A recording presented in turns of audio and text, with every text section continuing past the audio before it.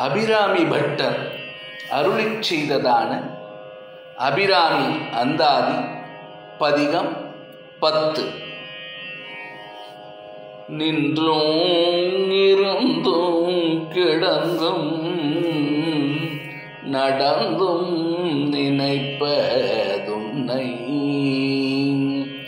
என்றும் வணங்குவது உன் மலர்த்தால் எழுதாமறையின்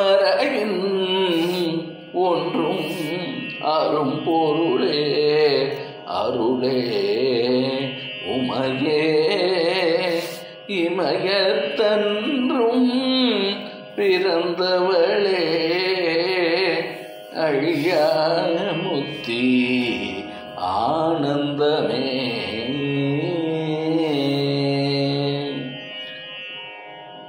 எழுத்து வடிவம் இல்லாத செவி வழியாகவே கேட்கப்பட்டு வரக்கூடியதான பெருமை வாய்ந்தது வேதம்.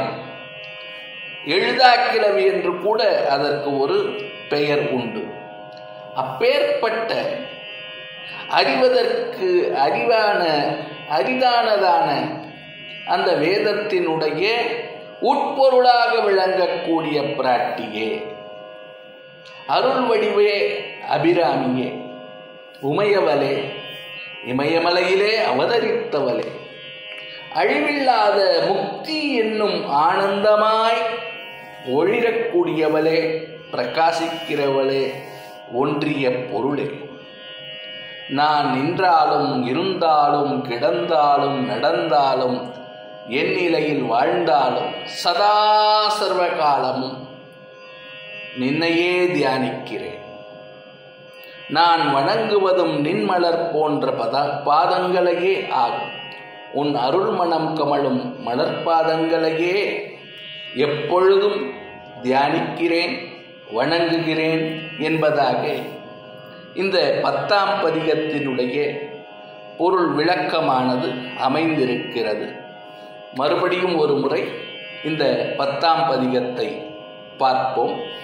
நின்றும் இருந்தும் கிடந்தும் நடப்பதும் நினைப்பதுன்னை என்றும் வணங்குவது உன்மலர்த்தால் எழுதாமறையின் ஒன்றும் அரும் பொருளே அருளே உமையே இமயத்தன்றும் பிறந்தவளே அழியா முக்தி ஆனந்தமே.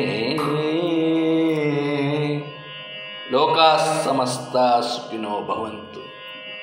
ஜெய் ஸ்ரீராம், ஜெய் ஹிந்த்.